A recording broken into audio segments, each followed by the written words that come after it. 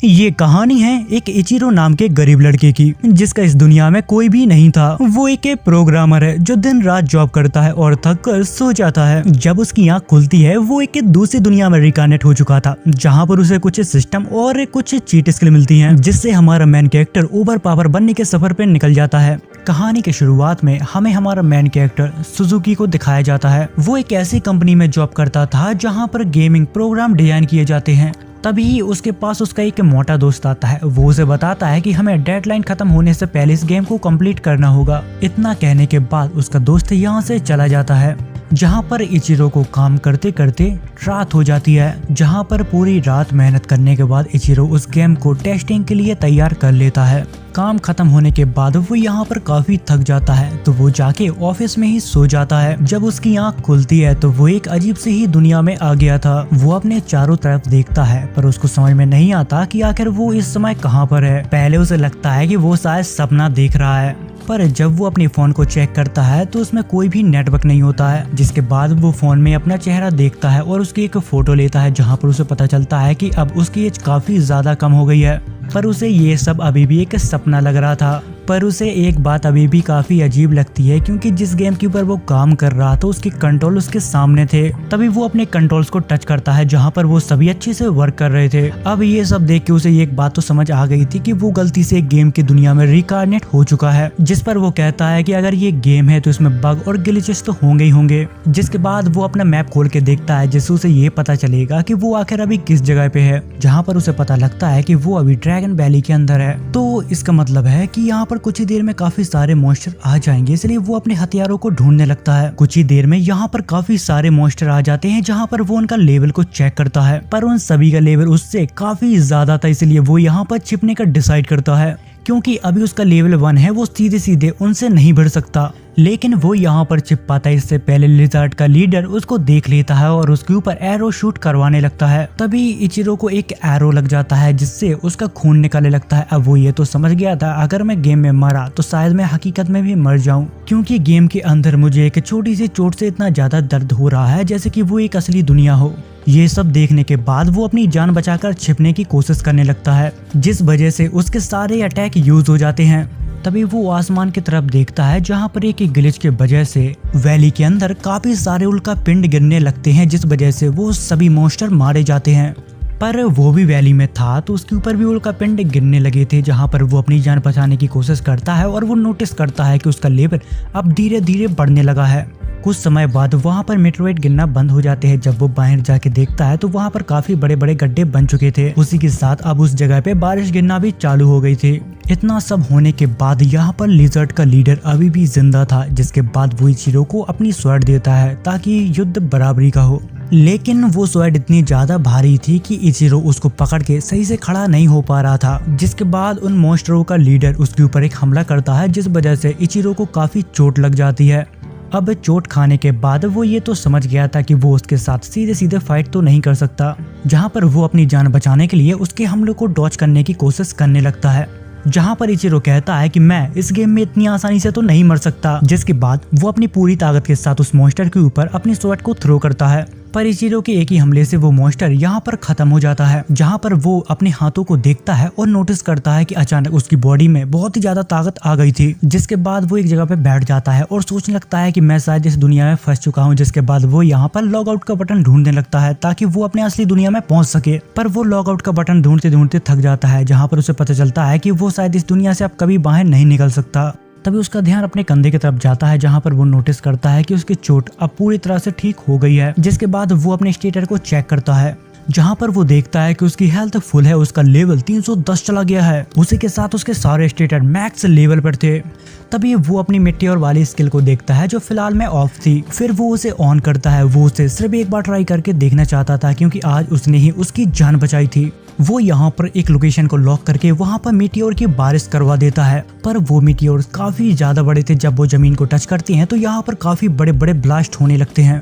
जिसके बाद शाम हो जाती है जहाँ पर हमें इचिरो को बैठे हुए दिखाया जाता है, जहाँ पर वो सोच रहा था कि ये मैजिक सच में बहुत ही ज्यादा ताकतवर है। अगर मैं इस मैजिक को हर वक्त इस्तेमाल करूँ तो मैं इस गेम का सबसे बड़ा विलन बन जाऊंगा। जिसके बाद वो उस स्किल को ऑफ कर देता है ताकि वो इस गेम का हीरो बनने के चक्कर में कहीं इस गेम का विलन न बन जाए। अब वो यहाँ पर ऐसी जगह पे था जहाँ पर बहुत ज्यादा गर्मी होती है, तो उसको यहाँ पर काफी प्यास लगने लगी थी। तभी वो अपनी इन्वेंटरी में चेक करता है कि उसके पास पानी है या नहीं।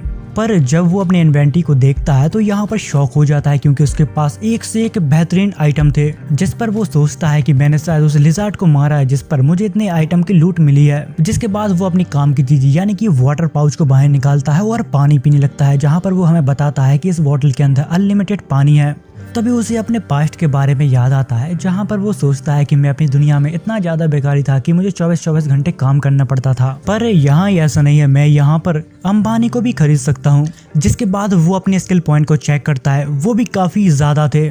जिसके बाद वो यहाँ पर कैंप फायर जला के यहीं पर आराम करने लगता है, क्योंकि अगले दिन शहर या विलेज के लिए उसको चलना था, इसलिए आराम तो बनता ही है। जिसके बाद अगले दिन जब वो मैप को देखता है तो उसे पता चलता है कि उसके काफी नजदीक एक टाउन है, जिसे देखकर वो कहता है कि ये जगह तो सच में बहुत ही ज्यादा खूबसूरत है। मुझे तो याद नहीं आ रहा कि मैंने आखिरी बार इतनी खूबसूरत जगह कब देखी थी। जिसके बाद वो दौड़कर वॉरियर टाउन पहुंच जाता है। वो जब अपने मैप खोल के देखता है तो वहाँ पर 100 से भी ज्यादा वॉरियर्स थे। तभी वो एक ड्रैगन को नोटिस करता है, तो उसे देखने के लिए वो भी हवा में चला जाता है, पर वो शायद भूल गया था कि वो एक परिंदा नहीं है। जिसके बाद वो सीधा ऊपर से जाके नीचे गिरता है, पर फिर भी उसको यहाँ पर बिल्कुल चोट नहीं लगती। तभी वो ड्रैगन के ऊपर एक पत्थर फेंक कर मारता है, जिस वजह से ड्रैगन के विंग्स में छेद हो जाता है। ये देख के वो ड्रैगन भी यहाँ से भाग जाता है। जिसके बाद यहाँ पे इचिरो कहता है, लगता है कि मैं इस दुनिया में ओवर पावर हो गया हूँ। तभी इचिरो अपना मैप खोल के देखता है, जहाँ पर उसे पता लगता है कि अब वो ड्रैगन वॉरियर्स की तरफ जा रहा है। अब वो सोचता है कि वो ड्रैगन मेरे वजह से गया है, इसलिए वो उन वॉरियर्स की मदद करने के लिए वहां पर जाने लगता है। जब वो वहां पर पहुंचता है तो देखता है कि यहाँ के सारे वॉरियर्स एक ड्रैगन के साथ लड़ने में काफी ज्यादा स्ट्रगल कर रहे हैं, पर वो वॉरियर्स यहाँ पर कुछ बोल रहे थे जहाँ पर इचिरो को उनकी लैंग्वेज समझ में नहीं आ रही थी। जिसके बाद इचिरो अपनी लैंग्वेज स्किल को अपग्रेड करता है। अब उसे उन सभी की भाषा समझ में आने लगी थी, जहाँ पर वो देखता है कि अब वो ड्रैगन यहाँ से डर के भागने लगा और उसके तरफ आने लगा। तभी उन वॉरियर्स का लीडर एक लड़की से कहता है, हमें इस ड्रैगन को यहाँ से भागने नहीं देना है, हम इसको यहीं खत्म कर देंगे। तभी वो लड़की उस ड्रैगन के ऊपर एक बहुत ही खतरनाक अटैक करती है, जिस वजह से वो भी यहाँ पर हवा में उड़ जाती है। तभी उसके दोस्त उसे बचाने की कोशिश करते हैं और वो लोग यहाँ पर नाकाम हो जाते हैं। तभी इचिरो बहुत ही तेजी से जाकर उसकी जान बचा लेता है। जिसके बाद इचिरो उस लड़की को आराम से नीचे लेकर आ रहा था, क्योंकि वो लड़की अपनी मैजिक से बहुत ही ज्यादा ऊपर उड़ चुकी थी। जब वो लड़की होश में आती है तो वो डर जाती है और वो इचिरो को जोर से पकड़ लेती है। तभी हमें इस लड़की का नाम पता चलता है, दरअसल इस लड़की का नाम ज़ेना है, जो कि एक टीनेजर नाइट है। जिसके बाद इचिरो उस लड़की को बचा के पहाड़ के ऊपर ले जाता है। जिसके बाद वो लोग एक दूसरे से बात करने लगते हैं। इतनी देर में ज़ेना को ढूंढते ढूंढते दो लोग यहाँ पर आ जाते हैं और वो दो लोग इचिरो से कहते हैं कि तुम उससे दूर हट जाओ, क्योंकि उन लोगों को इचिरो काफी अजीब आदमी लग रहा था। जिस पर इचिरो हंसने लगता है और उनसे कहता है कि अरे मुझसे डरो मत, मैं एक मर्चेंट हूँ। जिसे देखकर वो लोग बोलते हैं कि तुम झूठ बोल रहे हो, क्योंकि तुम्हारे पास तो कोई सामान ही नहीं है। जिसके बाद इचिरो अपनी झूठ बोलने की स्किल को मैक्स कर देता है। जिसके बाद वो यहाँ पर झूठ बोलता है और अपनी बातों में उलझा देता है और उन दोनों को शांत करवा देता है। जिसके बाद सीन शिफ्ट होता है, जहाँ पर इचिरो उन्हीं के साथ उनकी गाड़ी में जा रहा था। जिसके बाद हमें एक टाउन को दिखाया जाता है, जहाँ पर हमें इचिरो और जीना को दिखाया जाता है, जहाँ पर जीना उसे बार बार थैंक यू कह रही थी उसकी जान बचाने के लिए। जिसके बाद ज़ेना के दोस्त इचिरो को अपने साथ ले जाते हैं उसके नए पेपर बनाने के लिए, क्योंकि उसके पेपर्स कहीं खो गए थे। पर यहाँ पर सच्चाई तो ये है कि वो किसी को भी अपनी सच्चाई नहीं बता सकता कि वो दूसरी दुनिया से है, इसीलिए वो झूठ बोलता है कि वो एक मर्चेंट है और उसके पेपर्स कहीं खो गए हैं। जिसके बाद वो लड़की क्राफ्टमैन से कहता है कि मुझे इस लड़के के लिए नए पेपर्स बनाने हैं, जहाँ पर वो आदमी इचिरो से कहता है कि कोई दिक्कत नहीं और वो उसे एक स्टोन पे हाथ रखने के लिए कहता है। जब वो वहाँ पर हाथ रखता है तो उसके सारे इंफॉर्मेशन और स्टेटस निकल के आ जाते हैं।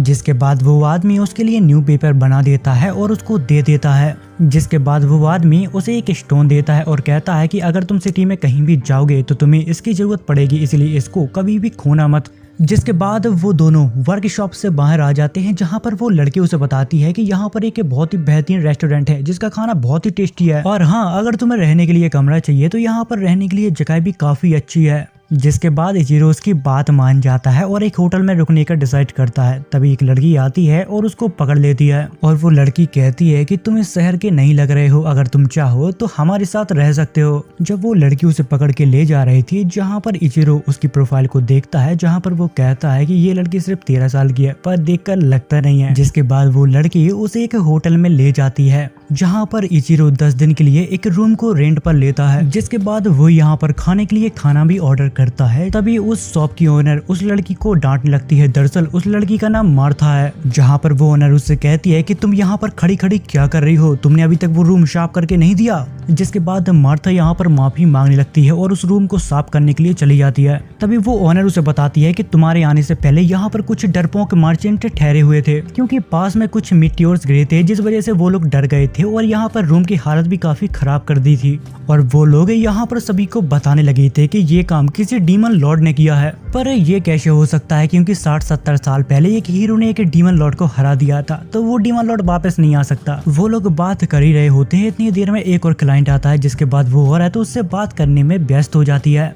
जिसके बाद इचिरो अपना यहाँ पर खाना खाने लगता है। उसको ये खाना काफी ज्यादा टेस्टी लगता है। इतनी ही देर में यहाँ पर मार्था आ जाती है और वो इचिरो से कहती है कि मैंने कहा था ना कि तुम्हें ये जगह बहुत अच्छी लगेगी। जिस पर इचिरो कहता है कि हाँ, पर तुम मुझे कुछ शॉप दिखा सकती हो, क्योंकि मुझे कुछ आइटम खरीदना है। जिस पर मार्था हाँ कहती है और उसे मार्केट ले जाती है। तभी हमें वहाँ पर एक डेमी ह्यूमंस को दिखाया जाता है, जहाँ पर एक इंसान उसे धक्का मार के नीचे गिरा देता है और वो आदमी कहता है कि तुम लोग यहाँ पर क्यों आए हो, तुम्हें पता है ना कि ये जगह तुम्हारी नहीं है और तुम यहाँ पर जिंदा नहीं रह सकते। जिस पर इचिरो उस आदमी को समझाने लगता है कि देखो, जितना हक तुम्हारी इस दुनिया पर रहने का है उतना ही उनका भी है। जिस पर वो आदमी इचिरो के ऊपर गुस्सा होने लगता है और कहता है कि अगर ये तुम्हारे साथ है तो तुम इसे अपनी ही सिटी में रखो। इतना कहने के बाद वो आदमी यहाँ से चला जाता है। उसके जाने के बाद इचिरो उन बच्चों से बात करने लगता है और उनका सामान बांध के उन्हें वापस दे देता है, जिस पर वो बच्चे काफी खुश हो जाते हैं। जिसके बाद वो बच्चे एक लड़की के पास चले जाते हैं, जहाँ पर वो लड़की भी एक डेमी ह्यूमंस थी। वो लोग अपना पेट पालने के लिए बाजार में कुछ सामान बेचने के लिए आए थे। इतनी ही देर में यहाँ पर मार्था आती है। वो इचिरो से कहती है कि तुम डेमी ह्यूमन से काफी अच्छे से बात कर रहे थे। जिस पर इचिरो से कहता है तो क्या हुआ, तुम्हें कोई दिक्कत है क्या। जिस पर मार्था उसे बताती है कि कुछ समय पहले यहाँ पर काफी सारे फार्मर आए थे ताकि वो अपनी फसलों को बेचकर एक अच्छी से जिंदगी स्टार्ट कर सके, पर डेमी ह्यूमंस ने उन बेचारों को मार डाला और उनको लूट लिया।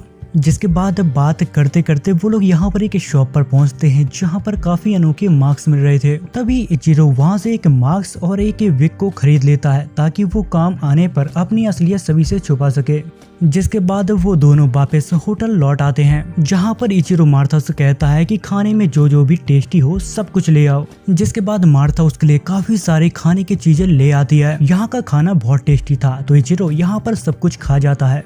जिसके बाद सीन शिफ्ट होता है, जहाँ पर इचिरो हमें बताता है कि आज उसने कुछ ज्यादा ही खा लिया, जिस वजह से उसका आज पेट दर्द दे रहा है। फिर वो अपने कुछ दिन पहले के हादसों के बारे में सोचता है और कहता है कि मुझे नहीं लगता कि ये ड्रीम है, ये तो मुझे एक नई दुनिया जैसी लग रही है। अगर वो यहाँ पर मरा तो वो शायद हकीकत में भी मर सकता है। तभी वो अचानक अपने रूम से बाहर निकल के यहाँ पर भागने लगता है और दूर जाके इस टाउन को ध्यान से देखता है, पर फिर भी उसे कुछ भी समझ में नहीं आ रहा था। जहाँ पर वो कहता है अगर मैं इस जगह से बाहर नहीं निकल सकता तो मुझे यहाँ पर रहने में कोई दिक्कत नहीं है। ये दुनिया मेरी दुनिया से तो बहुत अच्छी है, क्योंकि मेरी दुनिया में ऐसा कोई नहीं था जो मेरा इंतजार करे या फिर मेरी चिंता करे, पर यहाँ पर मैं आजाद हूँ, मैं जो चाहूँ वो कर सकता हूँ। जिसके बाद हमें अगले दिन का सीन दिखाया जाता है, जहाँ पर मार्था इचिरो को सुबह से जगाती है और कहती है तुम्हें तैयार हो जाना चाहिए, तुमसे मिलने तुम्हारी गर्लफ्रेंड आई है।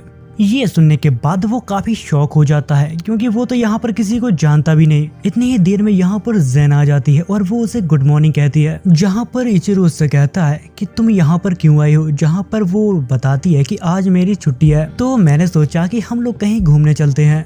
जिसकी बात इचिरो मान जाता है और उसके साथ घूमने के लिए चला जाता है। जेना उसका खाने का शौक देखकर उसे अलग अलग शॉप पर ले जाती है, जहाँ पर वो दोनों काफी एंजॉय करते हैं। तभी इचिरो ज़ेरा से पूछता है कि आखिर तुम अपने विंड मैजिक को इतनी अच्छी तरह से इस्तेमाल कैसे कर लेती हो। जिस पर ज़ेना उसे बताती है कि विंड मैजिक इतना भी आसान नहीं है, मैंने उसकी बचपन से प्रैक्टिस की है। जिसके बाद वो दोनों घूमते घूमते मिलिट्री वॉल पर पहुंच जाते हैं। यहाँ पर कोई आम इंसान तो नहीं आ सकता, लेकिन ज़ेना यहाँ पर मिलिट्री में है तो उसको किसी ने रोका नहीं। जिस पर इचिरो कहता है कि मुझे ऐसी जगह बहुत पसंद है जहाँ से मैं सभी नजारों को एक साथ देख सकूं।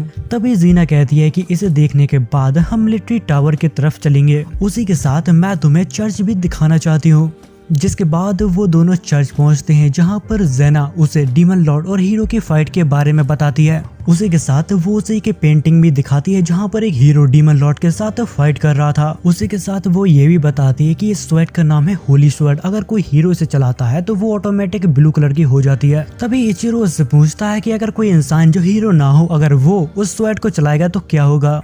जिस पर ज़ेना उससे कहती है कि शायद वो इंसान उस स्वॉर्ड को अपने पूरी ताकत के साथ इस्तेमाल ना कर पाए। वो लोग बात कर ही रहे होते हैं, इतनी ही देर में उस चर्च की वहाँ पर प्रेस्टिस आ जाती है और वो उन दोनों को बताते हैं कि हर कोई होली स्वॉर्ड को नहीं चला सकता, सिर्फ वही चला सकता है जिसको स्वयं गॉड ने चुना हो। जिसके बाद वो दोनों चर्च के बाहर आ जाते हैं, वो अपने घर पे जाने की तैयारी करने लगते हैं। तभी इचिरो अपने हीरो टाइटल को इन्वेंटरी में ढूंढने लगता है, क्योंकि उसके पास बहुत सारे टाइटल हैं, जिसमें से काफी सारे टाइटल तो गॉड किलर नाम से थे। जिसे देखकर वो कहता है कि ये कैसे हो सकता है, मैं तो अभी तक किसी भी गॉड को नहीं मारा। जब वो इन्वेंटरी में चेक करता है तो उसको पता लगता है जब उसने मिट्योर की बारिश करवाई तो वहीं पर एक गॉड दब के मर गया था।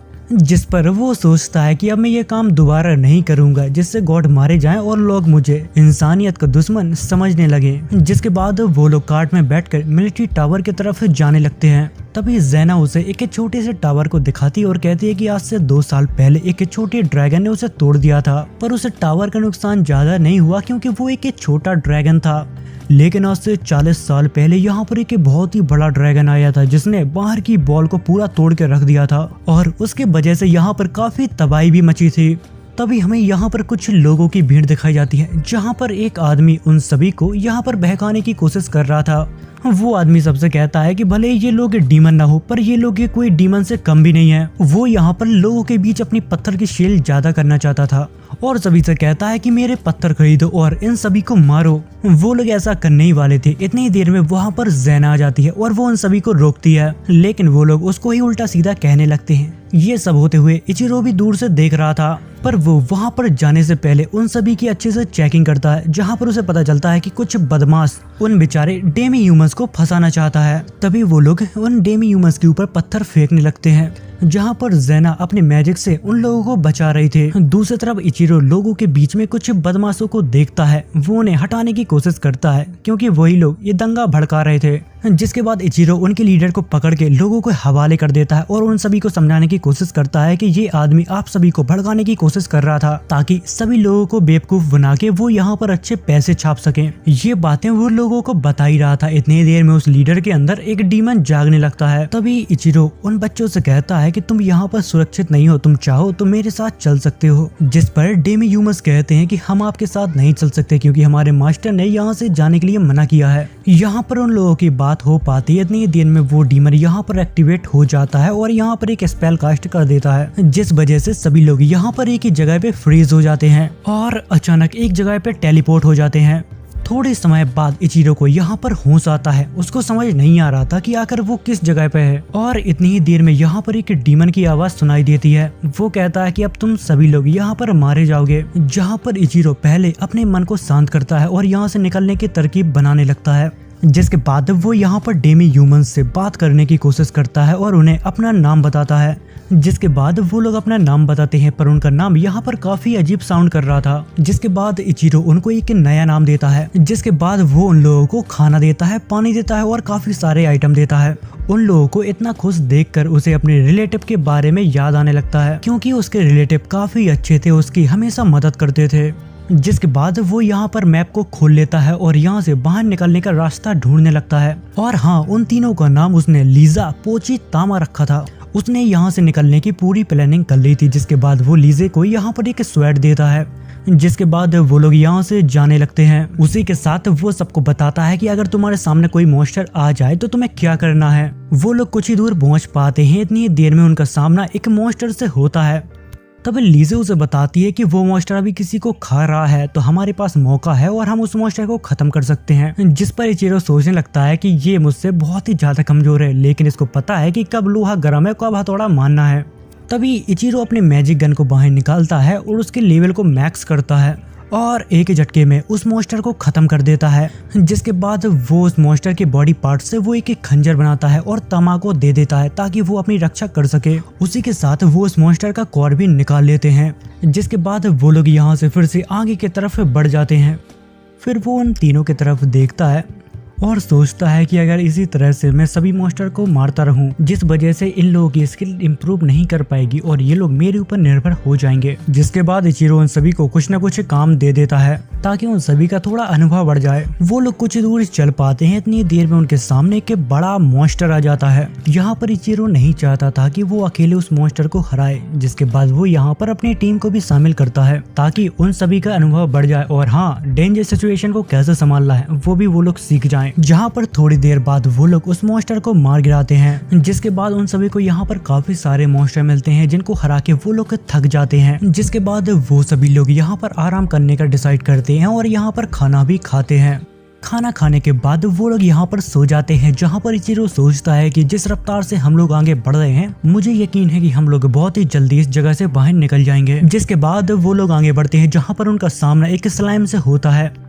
उसे एक मामूली स्लाइम समझ के इचिरो उसके ऊपर फायर मैजिक से अटैक करता है, लेकिन उस स्लाइम को उससे कुछ भी फर्क नहीं पड़ता। तभी लीजा उसके कोर को डिस्ट्रॉय कर देती है और उसे बताते हैं कि स्लाइम को सबसे आसानी से मारने का तरीका उसके कोर को डिस्ट्रॉय करना है। यहाँ पर थोड़ी देर बाद जब वो लोग थोड़ा और आगे बढ़ते हैं, जहाँ पर उनका सामना होता है कि 40 लेवल के एक बीस्ट से। वो बीस्ट इचिरो को देखकर सीधे उसके ऊपर हमला कर देता है।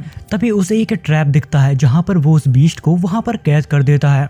जिसके बाद वो लोग थोड़ा और आगे बढ़ते हैं जहां पर उन्हें कुछ लोग मिलते हैं जो ट्रैप में फंसे हुए थे।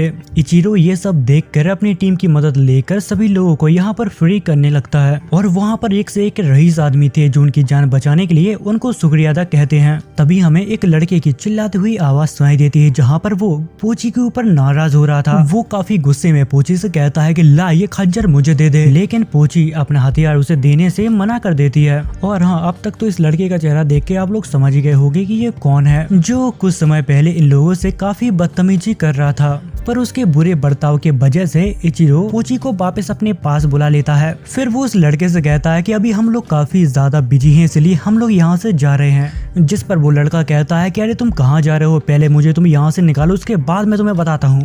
तभी एक मैजिशियन जिसको इचिरो ने बचाया है वो उसको डराते हुए कहता है कि तुम जरा अपना मुंह बंद रखोगे। ये देखकर वो लड़का यहाँ पर बिल्कुल चुप हो जाता है। जिसके बाद वो यहाँ पर सभी लोगों को बचा लेते हैं और फिर आगे बढ़ जाते हैं जहाँ पर वो लोग देखते हैं कि मॉन्स्टर और डीमंस के बीच फाइट हो रही है। उनके पीछे पीछे वो लड़का भी वहाँ पर पहुँच जाता है और वो कहता है कि जब तक मेरे पास तलवार है मैं किसी से भी नहीं डरता। इतनी ही देर में उसके सामने एक स्लाइम मॉन्स्टर आ जाता है जिसका सामना वो नहीं कर पा रहा था। जहां पर उसका आज खेल खत्म होने वाला था, इतनी देर में वहां पर पोची और तामा आ जाते हैं और वो उसकी जान बचा लेते हैं। दूसरी तरफ इचिरो की नजर जाती है ज़ेना की तरफ, जहां पर एक स्लाइम मॉन्स्टर ने उसको जकड़ के रखा था। जिसके बाद इचिरो उसके पास जाता है और उसकी जान बचा लेता है। ये देखकर ज़ेना यहाँ पर रोने लगती है और कहती है कि मुझे तुम्हारी बहुत ज्यादा चिंता हो रही थी। तभी हमें यहाँ पर प्रीस्ट को दिखाया जाता है जहाँ पर इचिरो उसे बता देता है कि आखिर तुम्हें किस तरह से स्लाइम को खत्म करना है। थोड़ी देर बाद वहाँ के सभी मॉन्स्टर मारे जाते हैं। जिसके बाद यहाँ पर अब काफी सारे लोग हो गए थे, तो वो लोग दरवाजा खोलने की कोशिश करते हैं। जिसके बाद इचिरो अपने मैप में देखता है कि हम लोग सही जा रहे हैं या फिर यहाँ से निकलने का दूसरा कोई रास्ता है। यहाँ से निकलने का उसे दूसरा रास्ता भी मिल जाता है, पर वो इतना भी आसान नहीं था। तभी यहाँ पर सोल्जरों को एक खजाना मिलता है, जहाँ पर वो खोलते हैं तो उसके अंदर से एक डीमन बाहर निकलता है, जिसे देखकर यहाँ के सभी नाइट लड़ने के लिए तैयार हो जाते हैं। लेकिन वो डीमन कोई आम डीमन नहीं था, वो सभी के अंदर एक छलावा क्रिएट करता है। पर यहाँ पर कुछ लोग थे जिसके ऊपर उस डीमन का मैजिक असर नहीं किया। जिसके बाद वही रईस लड़का उसके ऊपर अपने मैजिक से हमला करता है, लेकिन उस डीमन को उसे ज्यादा कुछ फर्क नहीं पड़ता। तभी अचानक यहाँ पर एक बीस्ट आ जाता है जो इचिरो के ऊपर अटैक करने लगता है, जिस वजह से इचिरो एक ट्रैप के अंदर गिर जाता है। तभी इचिरो उससे लड़ने के लिए अपनी होली स्वॉर्ड को समन कर लेता है। दरअसल ये स्वॉर्ड पहले से ही उसके इन्वेंटरी में थी, क्योंकि गलती से उसने एक गॉड को मार दिया था, जिसके रिवॉर्ड में उसे एक होली स्वॉर्ड मिलती है, जहां पर वो स्वॉर्ड के साथ एक ही झटके में उस बीस्ट को फाड़ के रख देता है। जिसके बाद इचिरो अपने मास्क और विग को पहन लेता है और उस डीमन के पास चला जाता है ताकि कोई उसको ना पहचान पाए। और वो यहाँ पर सभी नाइट से कहता है कि अब तुम लोग आराम करो, मैं यहाँ पर सब कुछ संभाल लूंगा। तभी डीमन उससे कहता है कि आखिर तुम हो कौन और इतनी ताकतवर कैसे हो। तभी इचिरो उसके ऊपर एक पत्थर फेंक के मारता है जिससे वो यहाँ पर अधमरा हो जाता है, जिसे देखकर वो डीमन डर जाता है और यहाँ पर एक स्पेल कास्ट करता है जिसमें से उस डीमन के मास्टर निकलते हैं। और तभी वो नया वाला डीमन कहने लगता है कि यकीनन तुम्हारे पास होली शॉर्ड है पर मुझे कोई आम हीरो नहीं हरा सकता। जिसके बाद वो डीमन लॉर्ड उसके ऊपर हमला करता है पर उस हमले से उसको कुछ भी नहीं होता। अब वो इसको मारने की सोच रहा था जहाँ पर वो अपनी स्किल को चेक करता है पर यहाँ पर मिटियर वाली स्किल दिखती है पर वो कहता है कि मैं यहाँ पर उसको इस्तेमाल नहीं कर सकता। जिसके बाद वो यहाँ पर अपने फायर स्पेल को मैक्स आउट करता है और कहता है कि मैं अपनी पावर का एक छोटा सा हिस्सा इस्तेमाल करूंगा क्योंकि मैं नहीं चाहता यहाँ पर सभी लोग मर जाएं। जहाँ पर वो फायर मैजिक का एक छोटा सा हिस्सा इस्तेमाल करता है जिस वजह से यहाँ पर एक बहुत ही बड़ा धमाका होता है जिसको देखकर वो डीमन लॉर्ड डर जाता है। उसी के साथ यहाँ पर एक लड़का भी घबराया हुआ था क्योंकि उसने आज से पहले इतना खतरनाक फायर मैजिक नहीं देखा था और वो कहता है कि मुझे लगता है कि ये दुनिया का सबसे ताकतवर मैजिशियन है। उन सब की बातें यहाँ पर इचिरो भी सुन रहा था। जिसके बाद वो अपने वेपन को चेंज करता है क्योंकि उस वेपन से वो उसको नहीं मार सकता और फिर वो अपनी डिवाइन स्वॉर्ड को निकालता है और उसके ऊपर अटैक कर देता है जिस वजह से वो डीमन लॉर्ड यहाँ पर खत्म हो जाता है। जिसके बाद सीन कट होता है जहाँ पर वो सभी लोग अब उस भूल भुलैया से बाहर निकल आए थे और फिर तभी वहाँ पर वही मार्केट वाला लड़का आ जाता है। वो तामापोची से माफी मांगता है अपने रूड व्यवहार के लिए। तभी ये कि हबीबी इचिरो को अपने पास बुलाता है और तामापोची को उसको सौंप देता है और कहता है कि आज से ये मेरे पास गुलाम नहीं रहेंगे, आज से ये दोनों आजाद हैं। ये सुनकर वो दोनों यहाँ पर काफी खुश हो जाती हैं। उसी के साथ वो हबीबी कहते हैं कि हमारे पास और भी काफी सारे डेमी ह्यूमंस हैं, तुम चाहो तो उनको भी आजाद करवा सकते हो। तभी अंदर से दो स्लेब बाहर निकलती हैं। एक का नाम लुलू और दूसरे का नाम आरिसा था। जहाँ पर आरिसा कहती है कि आपने हमारी जान बचाई इसलिए आज से इचिरो सामा मैं आपकी हूँ। ये सुनने के बाद इचिरो काफी शॉक हो जाता है क्योंकि उसने उसे इचिरो सामा कहा था जो एक जैपनीज वर्ड है। तभी इचिरो को एक आइडिया आता है ये चेक करने के लिए कि वो जैपनीज है या नहीं। जिसके बाद वो लुलू के पास जाता है और उसके कान में कुछ कहता है और फिर वही बात वो आरिसा से भी कहता है जिस वजह से आरिसा एक बहुत ही बेकार चेहरा बना लेती है और कहती है कि इस दुनिया में सबसे गंदी चीज स्पाइडर है जिससे मैं सबसे ज्यादा नफरत करती हूँ। जिसके बाद वो लोग यहाँ से जाने लगते हैं जहाँ पर इचिरो सोचता है कि मुझे पहले से ही शक था कि ये जैपनीज है, कम से कम मुझे इस अनजानी दुनिया में कोई अपने देश का तो मिला। थोड़ी देर बाद इचिरो सभी को एक जगह पे रोकता है ताकि वो एक दूसरे को इंट्रोड्यूस करवा सके। तभी तामापोची अपने आप को आरिसा से इंट्रोड्यूस करवाती है जहाँ पर आरिसा उनके सिर पर हाथ रखती है और कहती है कि मैं आज से पहले कभी तुम जैसे प्यारी लड़कियों से नहीं मिली। जिसके बाद उन लोगों को यहाँ पर भूख लगने लगती है। तभी इचिरो सभी को एक रेस्टोरेंट में ले जाता है जिसके बाद वो लोग यहाँ पर खाना खाते हैं जो उन्हें बहुत ही पसंद आता है। लेकिन इचिरो यहाँ पर खाना नहीं खा रहा था, उसका ध्यान लुलू और आरिसा के कपड़े के ऊपर था क्योंकि उन दोनों ने स्लेब्स के कपड़े पहने थे। जिसके बाद वो यहाँ से चला जाता है और सभी से कहता है कि तुम लोग खाना खाओ, मुझे मार्केट से कुछ जरूरी सामान लाना था। जिसके बाद वो मार्केट से कुछ क्लॉथ खरीदता है। तभी रास्ते में उसे कुछ खाने की महक आती है जिसके बाद वो उसे भी पैक करवा लेता है। जब वो यहाँ से जा रहा था तभी रास्ते में उसे कुछ भूखे डेमी ह्यूमंस मिलते हैं जिसे देखकर उसे दया आ जाती है और वो उसे अपने पैकेट दे देता है। जिसके बाद वो होटल पहुंचता है जहां पर तामापोची और एरिसा उसका इंतजार कर रहे थे। वो कहते हैं कि हमारे ऊपर ये कपड़े कैसे लग रहे हैं। जिसके बाद सीन शिफ्ट होता है जहां पर इचिरो मार्था की मॉम के पास जाता है और उनसे कहता है कि हमें कुछ और रूम चाहिए। जिस पर वो कहती हैं कि मैं तुम्हें रूम तो दे दूंगी पर यहाँ पर कुछ लोग हैं जो डेमी ह्यूमन से बहुत नफरत करते हैं। जिसे देखकर यहाँ पर तामापोची डर जाते हैं। तभी आरिसा इचिरो का हाथ पकड़ के कहती है कि आप बहुत ही अच्छे हो मास्टर।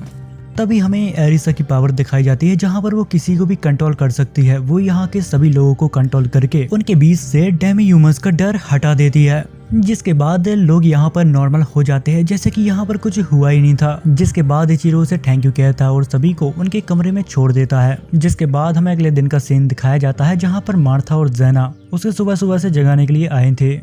तभी इचिरो जागता है और कहता है कि शोर मत मचाओ, मैं जाग गया हूँ। पर वो दोनों अचानक यहाँ पर उसके ऊपर काफी ज्यादा गुस्सा होने लगती है क्योंकि उनने कुछ ऐसा देख लिया था जिससे ज़ेना यहाँ पर बहुत ही ज्यादा नाराज होती है क्योंकि उसने लुलू को देख लिया था उसके कमरे के अंदर, वो भी उसके साथ ही सो रही थी। ये सब देखकर ज़ेना यहाँ से नाराज होके चली जाती है। तभी इचिरो अपने कपड़े पहनकर खिड़की से नीचे कूद जाता है और ज़ेना को समझाने की कोशिश करता है। वो उससे कहता है कि देखो तुम्हें गलत फहमी हुई है, जैसा तुम्हें लगता है वैसा कुछ भी नहीं है। जिसके बाद वो सारी की सारी बातें उसे बता देता है। ये सुनने के बाद ज़ेना कहती है कि तो फिर ये बात है, जिसके बाद इचिरो उसकी तारीफें करने लगता है। ये सुनकर ज़ेना यहाँ पर खुश हो जाती है। तभी हमें अरीसा को दिखाया जाता है जो उन दोनों की बातों को सुनकर यहाँ पर मुस्कुरा रही थी। तभी इचिरो उसके सिर पर उंगली मारता है और कहता है कि सभी को बुला लाओ। जिसके बाद अरीसा उन सभी को बुलाने के लिए यहाँ पर दौड़ के चली जाती है, जिसे देख कर इचिरो को लगता है कि रात को उसने मुझसे कुछ कहा था कि जब वो इस दुनिया में आई थी, जब उसने अपने पुराने यादों के साथ लोगों की मदद करने का सोचा था, लेकिन पहले सब कुछ ठीक था और फिर धीरे धीरे लोगों के बीच बंटवारा होना चालू हो गया और इसी का फायदा एक दुश्मन ने उठाया और राजा को मार डाला, जिससे उस देश के ऊपर डीमन अटैक करने लगे और उस देश की अर्थव्यवस्था बिल्कुल खराब हो गई। जब वो देश तबाह हो रहा था, जिसके बाद वो लोग अपनी जान बचा के वहाँ से भाग गए और अपने लिए रहने के लिए एक नई जगह ढूंढने लगे। पर वो लोग बहुत ही भूखे थे, जिसके बाद वो एक स्लेब से मिले, जहाँ पर स्लेब्स ने उन्हें खाना पीना दिया, पर बदले में उन्हें अपना गुलाम बना लिया। जिसके बाद अरीसा यहाँ पर सभी लोगों को बुला लाती है, पर यहाँ पर लुलू नहीं आई थी क्योंकि उसकी तबीयत आज खराब थी। जिसके बाद इचिरो अरीसा को बहुत सारे पैसे देता है और कहता है कि हमारे ग्रुप को जिस भी चीज की जरूरत हो वो तुम खरीद के लाओगी, आज से ये तुम्हारा काम है। तभी अरीसा उसके कान में कहती है कि ये बहुत ज्यादा पैसे हैं, इसलिए मैं इन पैसों को सेफ रखने के लिए इसके ऊपर मैजिक करने वाली हूँ। जिसके बाद वो लोग यहाँ से चले जाते हैं, जहाँ पर ज़ेना इचिरो से कहती है कि सच में ये लोग बहुत ही अच्छे हैं। फिर इचिरो कहता है कि मैं आज एक नई जगह ढूंढने वाला हूं ताकि ये सभी लोग एक अच्छी सुरक्षित जगह पर रह सकें। जिस पर ज़ेना कहती है कि अगर ऐसी बात है तो मैं भी तुम्हारे साथ चलूंगी। जिसके बाद वो दोनों ऑड जॉब्स के ऑफिस पहुंच जाते हैं, जहां पर उनकी मुलाकात एक नाड़ी नाम की लेडी से होती है, जहां पर इचिरो उससे कहता है कि हमें रहने के लिए एक अच्छी जगह चाहिए। जिसके बाद वो लेडी उसे काफी सारी जगह दिखाती है। अगर आपको डेमी ह्यूमस के साथ रहना है तो वेस्ट टाउन आपके लिए ज्यादा सेफ रहेगा। जिसके बाद वो लेडी उसे एक घर बताती है जो काफी सस्ते दामों में मिल रहा था, पर इचिरो को वो प्रॉपर्टी ज्यादा कुछ खास पसंद नहीं आई और फिर वो उस लेडी को दूसरी प्रॉपर्टी दिखाने के लिए कहता है। जिसके बाद वो लेडी एक मार्केट प्लेस में उसे घर बताती है, पर उसे ये भीड़ भाड़ वाली जगह ज्यादा कुछ पसंद नहीं आती। जिसके बाद वो लेडी उसे एक और घर दिखाती है जो बाहर से देखने में काफी ज्यादा अच्छा लग रहा था, पर जब वो अपने मैप में चेक करता है जहाँ पर उसे पता लगता है कि घर के नीचे क्राइम गिल्ड की छिपने की जगह है, तभी इचिरो उस लेडी से कहता है कि इस घर की हालत देख के हमें लग रहा है कि हम यहाँ पर नहीं रह सकते, इसलिए तुम हमें कुछ और जगह दिखाओ। पर उस लेडी के पास अब कोई भी ऐसी जगह नहीं बची थी जहाँ पर डेमी ह्यूमंस अच्छे से रह सके, और वो कहती है कि अभी तो मेरे पास कोई और जगह नहीं है, अगर मिलेगी तो मैं तुम्हें जरूर इन्फॉर्म कर दूंगी। जिसके बाद वो दोनों मार्केट में आ जाते हैं, जहाँ पर उनकी मुलाकात तामा और पोची से होती है और वहीं पर एरिसा होती है। वो इचिरो से कहती है कि मेरे बाल कैसे लग रहे हैं, जिस पर इचिरो उससे कहता है कि तुम्हारी ऊपर ये कलर बहुत ही अच्छा लग रहा है और तुम अब पहले से काफी ज्यादा क्यूट लग रही हो। जिसके बाद इचिरो और ज़ेना एक एक्सेसरीज शॉप पर आ जाते हैं, जहां पर इचिरो उसे एक एयरिंग गिफ्ट करता है, जिस पर ज़ेना उसे पहन लेती है और उससे कहती है कि मैं कैसी लग रही हूँ। जिस पर इचिरो कहता है कि सच में तुम बहुत ही खूबसूरत लग रही हो। वो लोग यहाँ पर बात कर ही रहे होते हैं, इतनी ही देर में यहाँ पर तामा, पोची और एरिसा आ जाते हैं, जिसे देखकर ज़ेना उस गिफ्ट को वहीं पर रख देती है। जिसके बाद हमें एक ग्राउंड का सीन दिखाया जाता है जहाँ पर परफॉर्मेंस स्टार्ट होने वाली थी, जिसे देख कर इचिरो कहता है कि मुझे ये ड्रामा और लव स्टोरी कुछ खास पसंद नहीं आई, क्योंकि मुझे पता है कि आगे क्या होने वाला है, जहां पर इस स्टोरी में सभी लोग मारे जाएंगे और हमारा मेन कैरेक्टर उसे क्लिप से फेंक दिया जाएगा। जिसके बाद वो एक अनडेड मॉन्स्टर बन जाता है और जिन लोगों ने उसको मारा था उन सभी से वो अपना बदला लेता है, पर उसका बदला पूरा हो पाता इससे पहले एक होली नाइट उसे खत्म कर देता है। जिसके बाद वो शो यहाँ पर एंड होता है, जिसको देखकर ज़ेना यहाँ पर रोने लगती है। जिसके बाद सीन कट होता है। तभी इचिरो और ज़ेना कहीं पर जा रहे थे, तभी उनकी मुलाकात ज़ेना के दोस्तों से होती है जिनकी हालत काफी खराब होती है, जिस पर वो लोग बताते हैं कि हम काफी सारे एंट से लड़े थे जिस वजह से हमारी हालत ये हो गई है। तभी यहाँ पर तामा पोची आती है, वो उसके पास एक मरी हुई आंट लेकर आई थी, जिसे देख कर इचिरो यहाँ पर सतर्क हो जाता है। वो जब अपने मैप में चेक करता है तो उसके आसपास काफी सारे दुश्मन हो जाते हैं, इसलिए वो सभी से कहता है कि तैयार हो जाओ। इतनी ही देर में उस टाउन की वार्निंग बेल बजने लगती है और फिर थोड़ी देर बाद सिटी के अंदर काफी सारी एंट आने लगती है, जिसे देख के इचिरो कहता है कि ये है काफी सारी पर इनका लेवल काफी ज्यादा कम है। उसी के साथ कुछ एंट तो अचानक टाउन के अंदर आते ही नीचे गिरने लगती है, जिस पर अरीशा कहती है लगता है ये मेरे बैरियर मैजिक का कमाल है। तभी इचिरो यहाँ पर सभी को लड़ने के लिए तैयार करता है, जिसके बाद वो सभी लोग मिलकर यहाँ पर एंट्स को मारने लगते हैं। तभी इचिरो यहाँ पर एक घर का दरवाजा देखता है जो टूटा हुआ था, जिसे देखकर वो समझ जाता है कि यहाँ पर एंट्स ने हमला किया था। जिसके बाद वो घर के अंदर चला जाता है और सभी एंट को खत्म कर देता है। पर इस वजह से यहाँ पर एंट का पॉइजन फैल गया था और ये घर किसी और का नहीं वही नाड़ी का है जो कुछ समय पहले उसे घर दिखा रही थी। तभी एक लड़की नाड़ी को वहाँ से बाहर निकाल लेती है। दरअसल वो उसकी मैनेजर है और उसका लेवल 20 है। जिसके बाद इचिरो घर से बाहर निकलता है और देखता है कि सभी लोगों ने मिलकर उन सभी आंट को मार दिया। जिसके बाद हमें मोटेल का सीन दिखाया जाता है जहाँ पर उन सभी ने आज बहुत अच्छा काम किया था, इसलिए इचिरो ने उन सभी को अपनी तरफ से पार्टी दी थी। तभी वो नोटिस करता है कि लुलू की अभी भी काफी तबीयत खराब है। खाना खाने के बाद इचिरो उसके लिए दवा लेने के लिए निकल जाता है। तभी एक पंख उड़ते हुए उसके पास आता है, जहाँ पर वो देख के काफी हैरान था कि इतना अजीब किस चीज का पंख है। उसी के साथ उसे अंधेरे में कुछ शैडो दिखाई देती है जो किसी को चोट पहुंचा रही थी। जहाँ पर बिना वक्त को जाया करे इचिरो उस मॉन्स्टर के ऊपर अटैक करता है। बदले में वो शैडोज भी उसके ऊपर अटैक करती हैं, पर वो कुछ ही देर में उन सभी शैडो मॉन्स्टर को हरा देता है। जिसके बाद वो उसके पास जाता है जिसे वो शैडो परेशान कर रही थी। वो उससे कहता है कि तुम ठीक हो ना, जिस पर वो रेड कहता है कि तुम सच सच बताओ कि तुम हो कौन। जिस पर वो कहता है कि ये तुम क्या कह रहे हो, मैंने तो तुम्हें बचाया है। जिस पर वो कहता है कि मैं शायद जिंदा ना बच पाऊं, पर तुम प्लीज प्रिंसेस को बचा लो। जिसके बाद सीन कट होता है। वो ऑड जॉब के ऑफिस के बाहर खड़ा था, पर काफी रात हो गई थी तो सभी लोग सो गए थे, इसलिए कोई दरवाजा नहीं खोल रहा था। जिसके बाद वो अपने मैजिक से यहाँ पर एक की बनाता है। वो वहाँ का दरवाजा खोलकर उन दोनों को वहाँ पर आराम करने के लिए कहता है, बट उन दोनों के शोर के वजह से यहाँ पर मैनेजर और नाड़ी जाग जाते हैं और देखने के लिए आ जाते हैं कि आखिर माजरा क्या है। जिस पर इचिरो से कहता है कि मैं तुम्हें डिस्टर्ब नहीं करना चाहता था, पर ये देखो ये शायद तुम्हें जानता है। जब मैनेजर उसे देखती है तो पहचान लेती है कि ये रेड आर्मी का मार्क्स है और वो कहता है कि रेड हैट के अलावा मैंने यहाँ पर किसी और को भी बचाया है। पर मैनेजर उसे देखकर चौंक जाती है क्योंकि वो एक एल्फ थी, बिल्कुल मैनेजर की तरह। पर जब वो उसे ध्यान से देखती है तो वो समझ जाती है कि ये तो प्रिंसेस मिया है और वो कहती है कि चाहे कुछ भी हो जाए हमें इसे बचाना ही होगा। तभी प्रिंसेस अपनी आंखों को खोलती है, वो इचिरो को देखती है और कहती है ये तो बहुत अच्छा है और फिर सो जाती है। जिसके बाद नाड़ी और इचिरो उसके लिए दवा लेने के लिए चले जाते हैं। जिसके बाद सीन कट होता है। जब वो आरिसा के पास पहुंचता है तो आज की घटना के बारे में उसे सब कुछ बताता है। जिसके बाद इचिरो लुलू को जगाता है और उसको कुछ दवाइयां देता है। जिसके बाद वो वापस ऑफिस में आ जाता है और नाड़ी से पूछता है कि अब मिया की तबीयत कैसी है। जिस पर वो कहती है कि वो ठीक है, बस थोड़ी सी थकान है। जिसके बाद इचिरो मिया का स्टेटस देखता है जो अब धीरे धीरे इम्प्रूव हो रहा था। अब मिया भी नींद से जाग गई थी। जिसके बाद इचिरो उससे मिलने के लिए चला जाता है। जिसके बाद नाड़ी उसके लिए खाना लाने के लिए यहाँ से चली जाती है। तभी इचिरो मिया से पूछता है कि आखिर तुम स्पिरिट को कैसे देख सकती हो। जिस पर वो कहती है मुझे नहीं पता, पर वो काफी ज्यादा सॉफ्ट होती हैं। थोड़ी देर बाद यहाँ पर मिया खाना खा लेती है और उसको यहाँ पर नींद आने लगती है। जिसके बाद इचिरो यहाँ से जाने लगता है, लेकिन मिया उसका हाथ पकड़ लेती है और कहती है कि थोड़ी देर यहीं रुको। उसका मासूम चेहरा देखकर यहाँ पर इचिरो भी रुक जाता है। जिसके बाद वो वापस अपने घर जाता है जहाँ पर सभी लोग एंजॉय कर रहे थे। जहाँ पर इचिरो उन सभी को मिया के बारे में बताता है, जहाँ पर वो सभी लोग कहने लगते हैं कि मुझे भी उससे मिलना है। जिस पर इचिरो उनसे कहता है कि हाँ तुम उससे मिल सकती हो, पर ध्यान रखना वो एक प्रिंसेस है।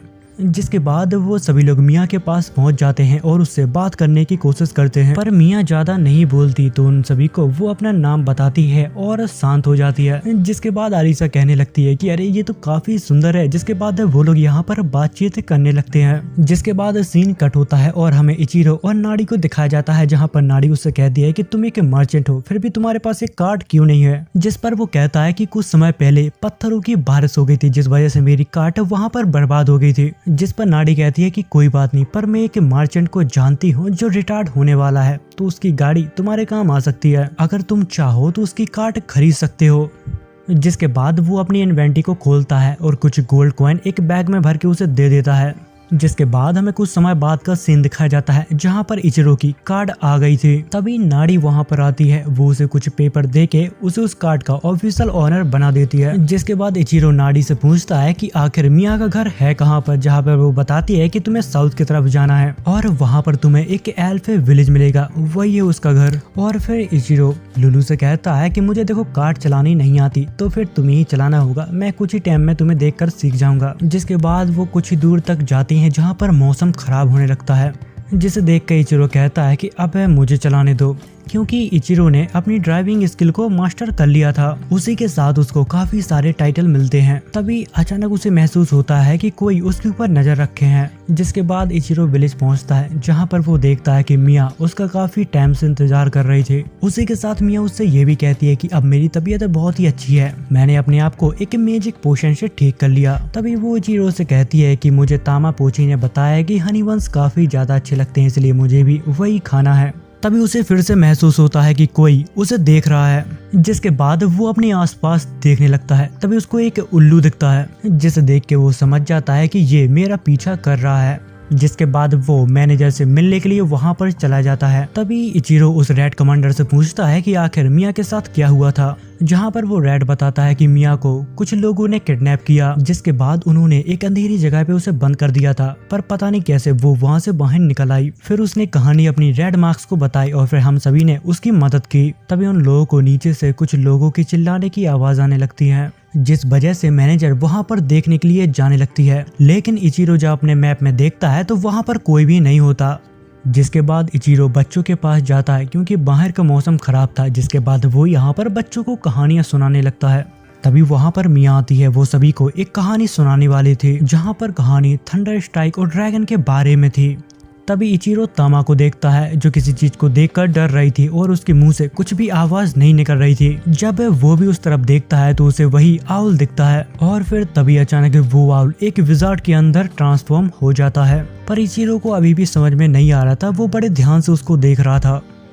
अब उस विजार्ड को देखकर यहाँ पर सभी लोग उससे लड़ने के लिए तैयार हो जाते हैं, पर वो लोग विजार्ड के ऊपर हमला कर पाते इससे पहले विजार्ड उन सभी को फ्रीज कर देता है। बट इचिरो उसके मैजिक से बहुत ही जल्दी बाहर निकल जाता है, जिस पर वो डीमन कहता है कि तुम काफी ताकतवर लग रहे हो, तुम मेरे हमले से काफी आसानी से बाहर निकल आए। तभी इचिरो उसके प्रोफाइल को चेक करता है ये जानने के लिए कि आखिर वो कौन है, जहाँ पर उसे पता चलता है कि वो एक अनडेड किंग है, पर सिर्फ 41 लेवल का। और फिर उसी के साथ वो अनडेड उसे ये भी कहता है कि मैं मिया को अपने साथ यहाँ से ले जाने के लिए आया हूँ। जिस पर इचिरो कहता है कि अगर तुम मिया को अपने साथ ले जाना चाहता है तो फिर कोशिश करके देख ले। ये बात सुनकर अनडेड को यहाँ पर काफी गुस्सा आ जाता है और वो अपनी शैडो की मदद से यहाँ पर इचिरो को उल्टा लटका देता है। और फिर अचानक इचिरो यहाँ पर उसकी पकड़ से बहुत ही आसानी से आजाद हो जाता है, जिस वजह से अरीसा को भी यहाँ पर टाइम मिल जाता है अपना अटैक को फुल चार्ज करने के लिए। जिसके बाद अरीसा अनडेड के ऊपर अपना अटैक छोड़ देती है, जिस वजह से यहाँ पर रोशनी ही रोशनी हो जाती है। थोड़ी देर बाद जब सभी लोग खुश हो जाते हैं, जब वहाँ से चमक हटती है, तब हमें दिखता है कि उस अनडेड किंग को यहाँ पर कुछ भी नहीं हुआ। वो उसके इतने पावरफुल अटैक को बहुत ही आसानी से सरवाइव कर गया। तभी वो अनडेड किंग यहाँ पर मिया को पकड़ता है और एक पोर्टल में डालने लगता है और कहता है कि तुम लोगों की वजह से मेरे यहाँ पर काफी समय बर्बाद हो गया। और यहाँ से जाते जाते वो सभी को धमकी देता है, अगर तुम्हें मिया को बचाना है तो क्रीडल पे आ जाना। इतना कहने के बाद वो भी यहाँ से चला जाता है।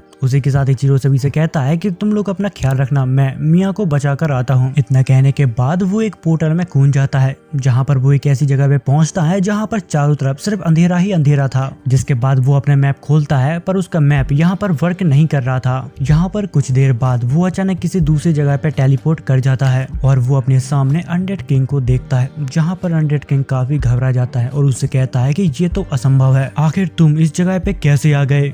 जिस पर इचिरो कहता है कि मेरे पास एक एम्बलेट है, जिस वजह से तुम्हारा मैजिक मेरे ऊपर काम नहीं करेगा। तभी इचिरो उसके ऊपर हमला करने के लिए आगे बढ़ता है, पर यहाँ पर वो अनडेड किंग उसको वापस से क्रीडल के स्टार्ट में भेज देता है। वो कहता है कि कोई भी यहाँ पर इतनी जल्दी नहीं आ सकता, शायद इसने चीटिंग की है, इस वजह से उसने क्रीडल के स्टार्ट में उसे भेज दिया था। जब वो वापस से स्टार्टिंग में पहुंचता है, जहाँ पर वो सोचता है कि मुझे चाहे कुछ भी हो जाए, मुझे मिया को बचाना ही होगा। और वो हमें ये भी बताता है कि ये काफी मुश्किल होने वाला है, क्योंकि यहाँ पर 200 से ज्यादा फ्लोर्स हैं। जिसके बाद इचिरो क्रीडल के अंदर चला जाता है, जहाँ पर उसका सामना बहुत सारे मॉन्स्टरों से होता है। वो उनसे लड़ता है और और आगे बढ़ता रहता है। चलते चलते वो एक ड्राइड के पास पहुंच जाता है, जहां पर वो ड्राइड उससे एमपी मांगने लगती है क्योंकि वो उसके साथ फाइट नहीं कर सकती। उसके पास सिर्फ टेलीपोर्ट की पावर है, जहां पर इचिरो ने उसे काफी सारा मैजिक दे दिया था। जहां पर वो उससे पूछती है कि आखिर तुम्हें कहां पर जाना है, जिस पर इचिरो कहता है कि मुझे टॉप फ्लोर पे जाना है जहां पर बॉस है, जिस पर वो ड्राइड कहती है कि मैं वहां पर तुम्हें नहीं पहुंचा सकती, मेरी पावर की लिमिट सिर्फ 100 ही फ्लोर तक सीमित है, अगर तुम्हें उससे ऊपर भी जाना है तो तुम्हें फिर से मुझे ढूंढना होगा और माना को देना पड़ेगा। जिसके बाद वो लड़की इचिरो को 100 फ्लोर पर टेलीपोर्ट कर देती है। जब वो वहां पर पहुंचता है तो शॉक हो जाता है क्योंकि वो एक गार्डियन का फ्लोर था और वहां पर काफी ज्यादा गार्डियंस भी थे। उसी के साथ उन सभी की रक्षा करने के लिए एक बड़ा सा आयरन गोलेम था। तभी वो गार्डियंस लड़कियां वो उससे कहती है कि तुम यहाँ पर पहुंच गए हो तो इसका मतलब तुम काफी ताकतवर हो, पर यहाँ पर उसका सबसे बड़ा खतरा गोलेम था। तो वो गोलेम की कमजोरियां यहाँ पर ढूंढने लगता है। तभी इचिरो अपनी गन निकाल के उस गोलेम के सिर पर शूट करता है, जिस वजह से वो गोलेम यहाँ पर हार जाता है। गोलेम के हार जाने के बाद वो गार्डियंस यहाँ पर प्लान बनाने लगते हैं इचिरो को हराने का। जिसके बाद यहाँ से 3 लड़कियों में से 2 लड़की यहाँ से भाग जाती हैं, पर यहाँ पर तीसरी लड़की इचिरो के साथ फाइट करती है, पर इचिरो एक ही झटके में उसको यहाँ पर बेहोश कर देता है। जिसके बाद वो उसको बेड पर लेटा देता है और उसके रूम को एक्सप्लोर करने लगता है। तभी उसको नजर जाती है कि यहाँ पर भी एक ड्राइड होगा। जिसके बाद वो उसे ढूंढने के लिए निकल जाता है। ढूंढते ढूंढते उसको एक ड्राइड मिल भी जाती है, पर वो यहाँ पर काफी ज्यादा कमजोर थी। जिसके बाद इचिरो से पानी पिलाता है और फिर वो थोड़ी देर में यहाँ पर वापस तंदुरुस्त हो जाती है। जिसके बाद वो ड्राइड उससे मैजिक पावर मांगने लगती है और इचिरो भी उसको मैजिक पावर दे देता है। जिसके बाद वो ड्राइड अब विश पूरी करने के लिए तैयार हो चुकी थी, जहां पर इचिरो उससे कहता है कि मुझे टॉप फ्लोर पर टेलीपोर्ट कर दो, जहां पर वो ड्राइड उसे टॉप फ्लोर पर टेलीपोर्ट कर देती है। थोड़ी समय बाद वापस इचिरो की मुलाकात उस अनडेड किंग से होती है, जहां पर वो अनडेड कहता है कि तुम कोई मार्चेंट नहीं हो, तुम एक लेजेंडरी वॉरियर हो। जिसके बाद वो किंग अपनी एक बहुत ही भयंकर स्वॉर्ड निकालता है और कहता है कि अगर तुम यहाँ पर आ गए हो तो इसका मतलब ये नहीं है कि तुम मुझसे जीत जाओगे, और अगर तुमने मुझे हरा दिया तो ये स्वॉर्ड तुम्हारी हो जाएगी, पर उससे पहले तुम्हें यहाँ पर काफी सारे लोगों से लड़ना होगा और हो सकता है कि वो तुमसे काफी ज्यादा स्ट्रॉन्ग हो। अनडेड किंग के कहने के बाद यहाँ पर काफी सारे गार्डियंस और काफी सारे गोलेम भी आ जाते हैं, पर जब इचिरो उनकी पावर लेवल को चेक करता है तो वो काफी ज्यादा कम होती है। जिसके बाद वो भी उन सभी गोलेम से लड़ने के लिए तैयार हो चुका था। जिसके बाद वो अपनी फाइटिंग स्किल को मैक्स करता है और सीधा उस गोलेम के ऊपर अटैक कर देता है। उसी के साथ उसे उन सभी के साथ फाइट करने में अपने ज्यादा एफर्ट नहीं लगाने पड़ रहे थे और फिर कुछ ही देर बाद यहाँ पर इचिरो सभी को हरा देता है। उनमें से सिर्फ एक लड़की को होश था, जहाँ पर इचिरो एक ही पंच में उसको भी सुला देता है, पर सोते सोते वो कहती है प्लीज मेरी मास्टर की आखिरी विश पूरी कर देना। जिसके बाद वो इस स्टेज को क्लियर कर लेता है और अनडेड किंग के पास पहुंच जाता है, जिसे देखकर वो अनडेड किंग काफी शॉक होता है और रिवॉर्ड के रूप में उसे शॉट देता है। उसी के साथ वो हंसती हुई कहता है कि मैं काफी लंबे समय से किसी ऐसे को ढूंढ रहा था जो मुझे मार सके। तभी अनडेड किंग उसे बताता है कि मैंने एक समय पे बहुत सारे लोगों को मारा था, वो सब मैंने इसलिए किया था क्योंकि उन सभी ने मेरी मासूम फैमिली को मार दिया था, जिस वजह से भगवान ने उसे हमेशा के लिए श्राप दे दिया और वो एक अनडेड बन गया, इसलिए तुम मुझे मार डालो, मैं अब इस जिंदगी में नहीं रहना चाहता। जिसके बाद इचिरो स्वॉर्ड को बाहर निकालता है जो यहाँ पर काफी ग्लो कर रही थी। वो एक ही झटके में उस अनडेड किंग को यहाँ पर खत्म कर देता है, पर वो मरते समय अनडेड यहाँ पर काफी ज्यादा खुश था क्योंकि उसे लग रहा था कि अब वो शायद अपनी फैमिली से वापस मिल पाएगा। अनडेड के मर जाने के बाद इचिरो को यहाँ पर एक टाइटल मिलता है, उसके साथ उसे एक रिंग भी मिलती है। तभी इचिरो को याद आता है कि किंग के मर जाने के बाद थोड़ी देर बाद ये जगह तबाह हो जाएगी। तभी वो यहाँ पर सभी को इकट्ठा करने लगता है ताकि वो सभी को एक साथ यहाँ से टेलीपोर्ट कर सके। तभी इचिरो को एक और लड़की के बारे में याद आता है जो नीचे बेहोश पड़ी हुई थी, अगर ये जगह तबाह होगी तो वो भी यहाँ पर दब के मर जाएगी। जिसके बाद इचिरो उसे लेने के लिए यहाँ से कूद जाता है। जब वो उस लड़की के पास पहुंचता है तो उसे अपने कंधों पे उठाता है और ड्राइड के पास जाता है ताकि वो जल्द से जल्द यहाँ से टेलीपोर्ट कर सके। जिसके बाद वो लोग डील करते हैं और वो लड़की उन्हें नीचे ले जाती है। उसी के साथ वो लड़की उससे ये भी कहती है कि तुम्हें यहाँ से जल्द निकल जाना चाहिए क्योंकि यहाँ पर एक सॉल्ट की वेव आ रही है। पर इचिरो उससे कहता है कि इस वेव से तुम्हें भी नुकसान पहुंच सकता है, पर वो लड़की कहती है कि जब तक यहाँ पर पेड़ है मुझे कुछ भी नहीं हो सकता। जिसके बाद इचिरो यहाँ से बहुत ही स्पीड में भागने लगता है, पर सॉल्ट वेव भी उसके तरफ काफी स्पीड से आ रही थी। जिसके बाद वो उसके ऊपर हमला करने लगता है ताकि उसको उस वेव से थोड़ा समय मिल पाए और वो यहाँ से बाहर निकल पाए। जिसके बाद इचिरो उस लड़की को लेकर एक सुरक्षित जगह पे पहुंच जाता है, जहाँ पर वो देखता है कि उस वेव की वजह से क्रेडल गिरने लगा है। तभी हमें उन लोगों को दिखाया जाता है जो सभी लोग मिलकर इचिरो का इंतजार कर रहे थे, पर फॉग होने के कारण वो उसको नहीं देख पा रहे थे। पर जब वो नजदीक आता है तो यहाँ पर आरिसा जब उसे देखती है तो यहाँ पर रोने लगती है और यहाँ पर बाकी के गार्डियंस भी अपने दोस्त को देखकर यहाँ पर काफी खुश थे। तभी वो लोग अपने मास्टर के बारे में उससे पूछते हैं, जहाँ पर इचिरो उन्हें एक रिंग देता है और कहता है कि तुम्हारे मास्टर अब इस दुनिया में नहीं रहे। जिस पर वो लोग अपने घुटने पर बैठ जाते हैं और इचिरो से कहते हैं कि आज से आप ही हमारे मास्टर हो। उसी के साथ वो लड़कियां कहती हैं कि हमें बस एक काम है, क्योंकि ये रिंग हमारे पुराने मास्टर की वाइफ की है, इसलिए हमें उनके वाइफ की ग्रेव के पास इसे छोड़कर आना होगा। जिस पर इचिरो कहता है कि तुम्हें जहाँ जाना है तुम चली जाओ, क्योंकि मैं तुम्हारा मास्टर नहीं हूँ, मुझसे पूछने की कोई जरूरत नहीं है। पर वो लोग यहाँ पर रॉक पेपर सीजर खेलने लगते हैं, क्योंकि जो इसमें हारा वो यहाँ पर रुकेगा। जहाँ पर एक नाना नाम की लड़की हारती है इचिरो ने, जिसकी जान बचाई थी।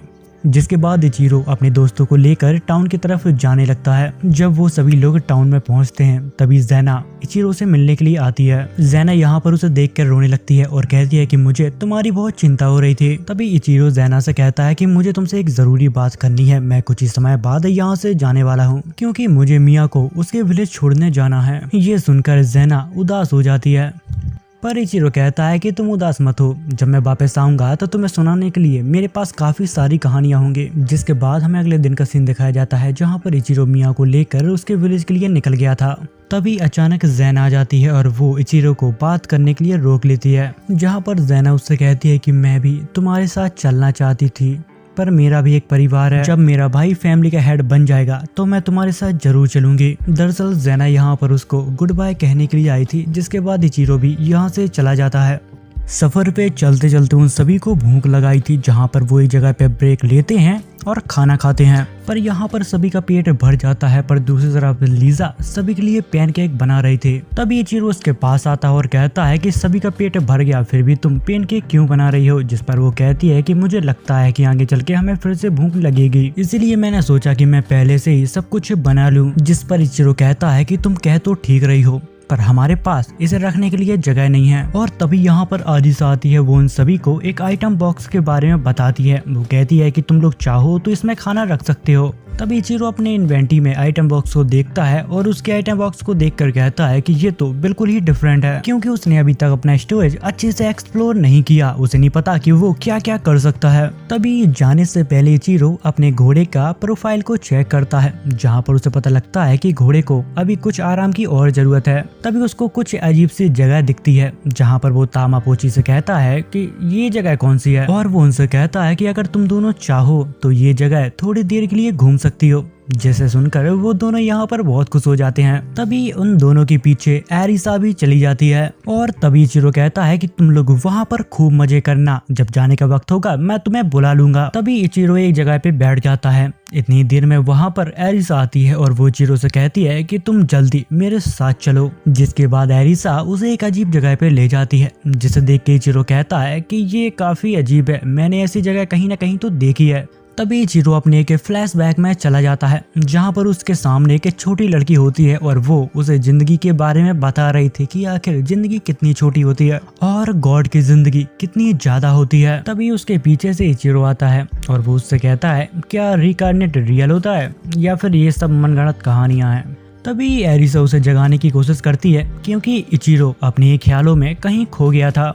इचिरो यहाँ पर अपने होश में तो आ जाता है, लेकिन फिर भी वो उसी लड़की के बारे में सोचता है कि आखिर वो कौन थी, क्योंकि वो उस लड़की से आज से पहले कभी भी नहीं मिला था। जिसके बाद इचिरो अपने पूरे होश में आ जाता है और अपनी पावर से इस जगह को जानने की कोशिश करता है, जहाँ पर उसे पता लगता है कि ये जगह एक ट्रैवल गेट है। ये बिल्कुल वैसा है जैसे कि हम गेम में चीट करके कुछ लेवल स्किप कर देते हैं। तभी एरिसा उससे कहती है, क्या तुम इसको ठीक कर सकते हो? जिस पे इचिरो कहता है कि नहीं, मैं इसको ठीक नहीं कर सकता।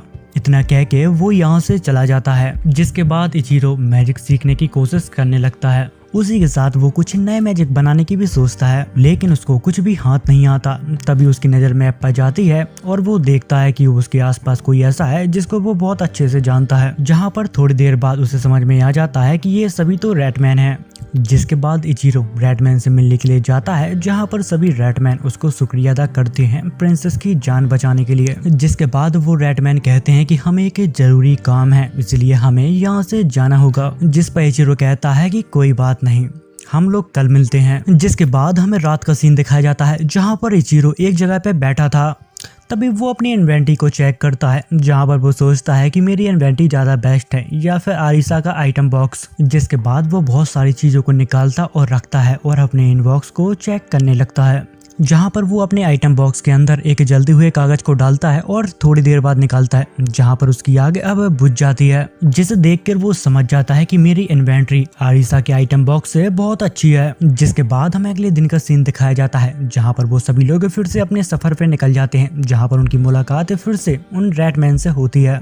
जिसके बाद वो सभी लोग मिलकर रैटमैन के ग्रेव पर आते हैं। वो रैटमैन जिसने अपनी जान कुर्बान कर दी मिया की जान बचाने के लिए। जिसके बाद मिया उसके ग्रेव के पास जाती है और उसको शुक्रिया अदा कहती है। उसी के साथ मिया यहाँ पर प्रे भी करती है ताकि उसकी आत्मा को शांति मिले। तभी उसके प्रेयर के वजह से यहाँ पर वो ट्री ग्लो करने लगता है। जिसके बाद वो लोग आगे बढ़ जाते हैं जहाँ पर वो देखते हैं कि एक इंसान एक औरत को परेशान कर रहा है। तभी इचिरो उसका चेहरा देखता है जहाँ पर लीसे उससे कहती है कि इससे तुम्हें संभल के रहना होगा क्योंकि ये बुरा आदमी है। क्योंकि मैं इससे एक बार सिटी में मिली थी जहाँ पर ये मेरे पैसे टैक्स के नाम पर छीनने की कोशिश कर रहा था। जहाँ पर थोड़ी देर बाद वो आदमी यहाँ से चला जाता है। जिसके बाद इचिरो उन लोगों के पास जाता है और उनको एक मैजिक पोशन देता है क्योंकि उन सभी की हालत काफी खराब थी और वो जल्दी से जल्दी रिकवर हो जाएं। जिसके बाद वो दोनों उसे शुक्रिया अदा कहते हैं और यहाँ से चले जाते हैं। जिसके बाद हमें यहाँ पर उन सभी को दिखाया जाता है वो सभी यहाँ पर आराम करने के लिए रुके थे। तभी यहाँ पर सभी लोग एंजॉय कर रहे थे, पर यहाँ पर आरिसा और इचिरो मैजिक पोशन बनाने की कोशिश कर रहे थे। थोड़ी समय बाद इचिरो यहाँ पर एक बहुत ही अच्छी पोशन बनाता है जिससे इंसान की हेल्थ बहुत ही जल्दी रिकवर हो जाए। जिसके बाद वो एक वायल उठाता है ताकि वो उस पोशन को उसमें स्टोर कर सके। तभी वो उसके नीचे देखता है तो वहाँ पर एक मैजिक सर्कल बना होता है। तभी वो नोटिस करता है कि उसका आइटम अब खत्म होने वाला है। जिसके बाद वो अपनी आसपास की सिटी को ढूंढने लगता है। तभी मैप में उसे एक नौकी नाम की सिटी मिलती है। कुछ समय बाद वो लोग नौकी सिटी पहुंच जाते हैं। तभी वो लीसे के साथ एक शॉप पर जाता है जहाँ पर उसकी मुलाकात एक इंसान से होती है जो बहुत ही तेजी से वहाँ से भाग रहा था। जिसके बाद वो लोग शॉप के अंदर जाते हैं जहाँ पर उनकी मुलाकात एक लेडी से होती है और वो उससे पूछती है कि तुम्हें क्या क्या चाहिए। जिसके बाद इचिरो अपने सभी आइटम का नाम बता देता है कि उसको क्या क्या चाहिए। जिस पर वो लेडी कहती है कि मुझे माफ करना, मैं तुम्हें ये सभी सामान दे देती पर तुमसे पहले जो इंसान आया था वो सभी आइटम को लेकर चला गया। जिसके बाद इचिरो शॉप से बाहर निकलता है और लीसे से कहता है कि तुम यहाँ से अभी जा सकती हो, मैं थोड़ी देर में आता हूँ। जिसके बाद हमें रात का सीन दिखाया जाता है जहाँ पर इचिरो अपनी जेब से कुछ निकालता है जो कुछ मैजिक स्क्रॉल थे जो उसने उस शॉप से बाय किए थे। जिसके बाद वो यहाँ पर जल्दी जल्दी मैजिक सीखने लगता है। जिसके बाद वो यहाँ पर घूमने लगता है ताकि अपने मैप को अच्छे से अनब्लॉक कर सके। तभी वो चलते चलते एक बाउंड्री को क्रॉस कर लेता है और तभी उसको मैप में पता चलता है कि कुछ लोग उसका पीछा कर रहे हैं। तभी अचानक वो सभी लोग इचिरो के ऊपर हमला करने लगते हैं। वो उसके हमले से बचता है और उनसे बात करने की कोशिश करता है, लेकिन वो लोग नहीं सुनते और उसके ऊपर लगातार हमले करते रहते हैं। तभी इचिरो को उन सभी लोगों के साथ एक लड़की दिखाई देती है जहाँ पर इचिरो उनसे कहता है कि देखो मेरे ऊपर हमला मत करो, मुझे तुम लोगों से नहीं लड़ना। लेकिन वो लड़की इचिरो की बात नहीं सुनती और उसके ऊपर लगातार हमले करती रहती है और वो कहती है कि मेरा मैजिक तुम्हारे ऊपर असर क्यों नहीं कर रहा। जहाँ पर उस लड़की को लगने लगता है कि वो अब उससे हार जाएगी। जिसके बाद वो अपने मास्टर को यहाँ पर बुलाती है। वो एक विच होती है। वो इचिरो से बहुत ही रिस्पेक्ट से बात करती है और अपना नाम बताती है। वो सब उसने इसलिए किया था क्योंकि इचिरो के पास एक बहुत ही काम की चीज है। जिसके बाद विच इचिरो को एक जगह पे ले जाती है और वहाँ पर उससे कहती है कि मुझे माफ करना, हम लोगों ने आपको बिना ही जाने आपके ऊपर हमला करना चालू कर दिया। जिस पर इचिरो से कहता है कि अरे ऐसी कोई भी बात नहीं है, मैं तो बस यहाँ पर घूमने के लिए आया था। फिर उन दोनों की बात हो जाती है जहाँ पर वो विच अपने स्टूडेंट से कहती है क्या तुमने वो पोशन बना लिया। तभी इचिरो उस विच से पूछता है कि आखिर आप इतने सारा पोशन का क्या करोगे। जिस पर वो विच कहती है कि हम इसे सीसी में भर के बेचते हैं। जिसके बाद विच के साथ इचिरो वहाँ से बाहर निकलता है और विच उसके लिए रास्ता बना देती है ताकि वो उस जंगल से आसानी से बाहर निकल पाए। जिसके बाद सीन कट होता है जहाँ पर इचिरो एक जगह पे बैठकर कॉफी पी रहा था, जहाँ पर उसकी नजर दो लोगों के ऊपर जाती है जहाँ पर वो आपस में झगड़ रहे थे। तभी यहाँ पर एक आदमी आ जाता है जिसका इचिरो काफी टाइम से वेट कर रहा था, जहाँ पर इचिरो काम के बारे में उससे पूछता है, जहाँ पर वो कहता है कि ये काम इतना भी आसान नहीं है, अगर तुम्हें वॉइस बनाना सीखना है तो तुम मेरे यहाँ पर सीख सकते हो। जिसके बाद फिर से इचिरो उन दोनों को देखने लगता है, वो जितना भी उनको देखता है उसको वो लोग उतने ही अजीब लगते हैं। तभी कुछ देर में यहाँ पर मिया, नाना और एरिसा आ जाते हैं, जिसके बाद वो इचिरो को अपने साथ ले जाते हैं। तभी वो मैप में नोटिस करता है जहाँ पर कुछ लोग उनका पीछा कर रहे थे, पर वो कुछ ही देर में समझ जाता है कि वो सभी लोग विच के स्टूडेंट हैं। जिसके बाद सीन कट होता है जहाँ पर हमें ईना यानी कि उस विच के स्टूडेंट को दिखाया जाता है जहाँ पर कुछ लोग उसका पीछा कर रहे थे। तभी वहाँ पर इचिरो आ जाता है और वो ईने से कहता है कि तुम यहाँ से जाओ, मैं इन सबको संभाल लूंगा। पर ईना थोड़ी दूर जाती है जहाँ पर उसकी एक टक्कर हो जाती है, जिस वजह से उसका पूरा कार्ट तबाह हो जाता है, जिस वजह से उसके काफी सारे पोषण यहाँ पर खराब हो जाते हैं क्योंकि वो टूट गए थे। ये देखने के बाद ईने यहाँ पर रोने लगती है क्योंकि उन्हें बनाने में बहुत ज्यादा मेहनत लगती है। जिसके बाद सीन कट होता है जहाँ पर इचिरो एक बिजनेसमैन के पास जाता है जहाँ पर वो हमेशा ईने के पोषण खरीदता है, पर उस आदमी को अर्जेंट पोषण चाहिए थे। जिस पर इचिरो से कहता है कि हमें माफ करना, हमारा एक छोटा सा एक्सीडेंट हो गया था जिस वजह से काफी सारे पोषण खराब हो गए, इस बार हम आपको सारे पोषण डिलीवर नहीं कर पाएंगे। लेकिन वो आदमी इचिरो की बात बिल्कुल भी नहीं मानता और वो काफी गुस्से में उससे बात भी करता है। तभी इचिरो की नजर उसके पीछे खड़े हुए इंसान के ऊपर जाती है।